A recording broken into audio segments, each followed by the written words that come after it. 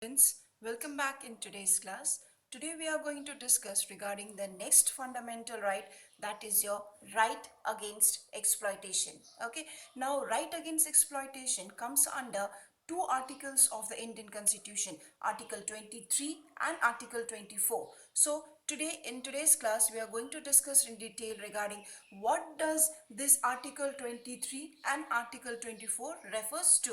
Okay, so before moving on to the discussion of what do we are the provisions which are there under Article 23 and Article 24, let's see that what do we understand by the term exploitation.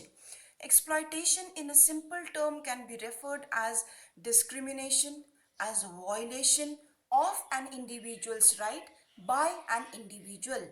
Okay, so when it comes to the explaining the articles which are there under Article 23 and Article 24, there are certain provisions which are also laid down, such as, like you can see in the slide, Article 23. Article 23 prohibits of trafficking in the human being and the forced labor. Now when it comes to the term forced labor, we have seen that from the very ancient times in our country there are millions of people. Okay, there are millions of people who have been, you can say, who have been remain there underprivileged, or they are belonging to the disadvantaged sections of the society, or they have been basically deprived.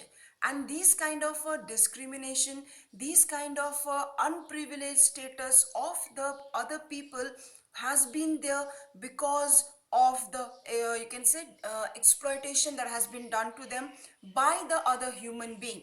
Okay, so such kind of a discrimination can also be classified under forced labor. Okay, now forced labor basically is referring that you are making the people as a worker, or you are not paying the money for what the labor work has been done by an individual. Okay, you are forcing that individual to do the work for yourself but without payment. Okay, that is your forced labor. Next is another such kind of exploitation that can be seen is your human trafficking. Okay, let's see. Human trafficking is basically you are trafficking or transferring the people or the human being illegally. Are you getting? Prohibition of traffic in human being. You are, you can say that, closely related, buying and selling of the human being from one place to another. So these are two such examples which are there under Article 23, and it shows that there are certain exploitation which are still going on and it should be prohibited.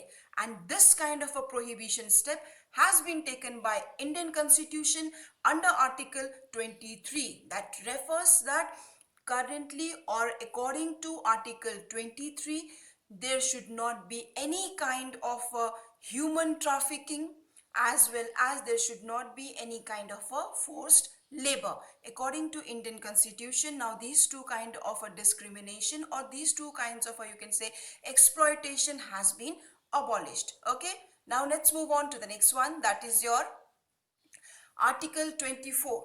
Now what does Article 24 refers to? Article 24 basically refers to that there should be a prohibition of the employment of the children who are below the age of 14 years. Now when it comes to the small children, we know that right to education is also one of the important fundamental right which has been included under Article 21 section 1. Okay, so when it comes to right to education, this particular Article 24 is trying to explain is that no children who are below the age of 14, okay, should be working, or should be working especially in an hazardous areas. Okay, now when we are referring to hazardous areas, we are basically saying regarding the factories in which they are working, right?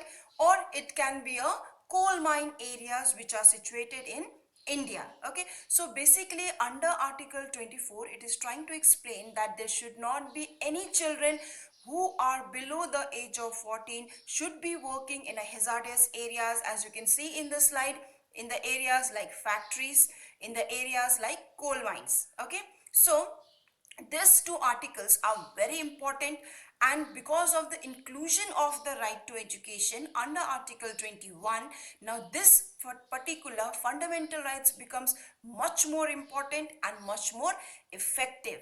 Okay, so this much for today, students, that regarding the right against exploitation, which comes under article 23 and article 24. Tomorrow we are going to continue with the next fundamental right.